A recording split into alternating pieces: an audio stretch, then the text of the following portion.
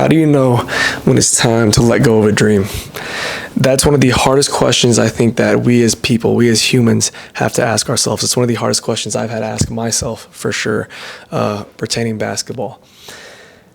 I used to work at it with everything I had. I had the complete belief and intention that I was going to make it to the NBA. I thought I was going to spread my testimony and my story and beat the odds in order to achieve my goal, which was to make it to the NBA. I wholeheartedly believed that it was going to happen. Yet I was terrified in the back of my mind of, what am I going to do if I don't achieve this? This is what I felt like God put me on this earth to do.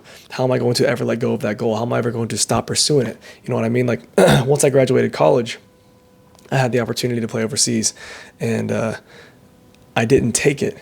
And it wasn't because I didn't believe in myself.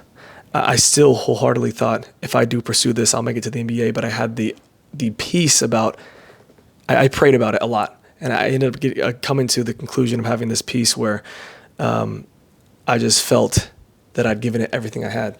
I gave it everything I had from when I first started as a young kid all the way up until the last year of college. I spent every waking moment preparing myself mentally and physically for basketball, resting, watching film, eating early. I'll walk you through my daily schedule in college, my freshman year, my first year. This is before things even got crazy. Just what an average day looked like for myself. I would wake up around 6 a.m. I would go to training with my assistant coach before lunch, and then before breakfast. I'd go for 30 minutes to an hour. Then I go to breakfast at 7:30, mandatory team breakfast. From there, I'd go back to training with him again, still like sweaty and gross as shit. I'd go back to training with him again. We train until I had a class. I'd shower in the gym. Then I'd go to class. Then I'd go have lunch. Then I'd go to practice with the team. I'd stay after practice for 30 minutes to an hour with the same coach again. I'm not going to say any names. The same coach again. And then I would come back. I don't know what I had, maybe another class. It depended. My days were a little bit different. I'd have maybe an hour or two of free time. And then I would go back for our mandatory team lifts. So we'd lift as a team around 6 o'clock each day. And then I'd stay after that. We do team lifts, then track. Then I'd stay after that with Coach, I'm not going to say his name, with my assistant coach, which was a great guy. And he had my best interest. It just was, I was getting really, really overtrained. And we would go to the gym and stay in there around 12 to 1 each morning. And I did that basically every single day except for Sundays. And even on Sundays, I still was in the gym every single day, just not to that insane extent. And I just felt peace about knowing that I gave this everything I had, and it wasn't meant for me.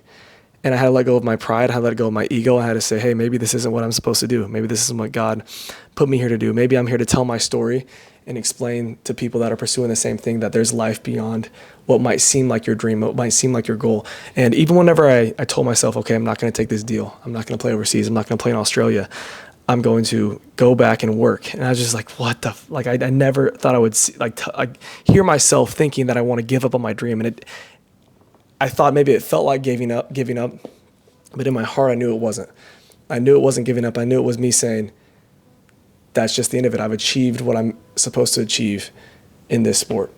And it's time for me to let go of it and do things that are what I was actually meant to be doing in this life. And I still don't know what that is exactly. I'm still trying to figure out what that is, but I know that I made the right decision because less than a year later, I met my girlfriend, and she's one of the greatest things that ever happened to me.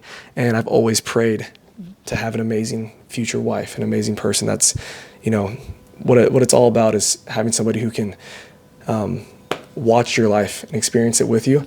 And I would pick her over being in the NBA a million times over. And it just goes to show that trusting God and knowing that you gave something truly everything that you have, that's whenever you can have peace at giving up on that dream. And I just recommend, if you guys aren't sure if you've given it everything that you have, then you haven't. You haven't. You haven't given everything that you have. Because I had absolute certainty that if I gave that sport anymore, I would fall apart. I have physical issues every single day from how much I gave that sport. And I think God blessed me to give it as much as I did, but I don't think it would have been sustainable through an NBA career or a pro career at all with the amount that I made it my idol. And I tried to give God the glory for my achievements when I could, but I still don't think it's what I was meant to do. And if the opportunity still arises, I'm only 25. If the opportunity presents itself, I'll still absolutely take it. But if it doesn't, I have peace with that. So I just recommend that if you guys feel like, man, I'm not doing what I'm supposed to be doing, give that goal everything you have for at least the rest of this year, the next 6 months or so, the next 6 or 7.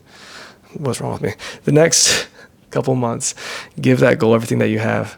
And at that point, you'll know whether it's meant for you or not. I think that God will give you some peace, and you'll be able to figure out if it's what you were supposed to pursue or not. So to anybody that's watching, I hope this is your sign to pursue your dream with everything you have, and pray for that peace, and you'll get it.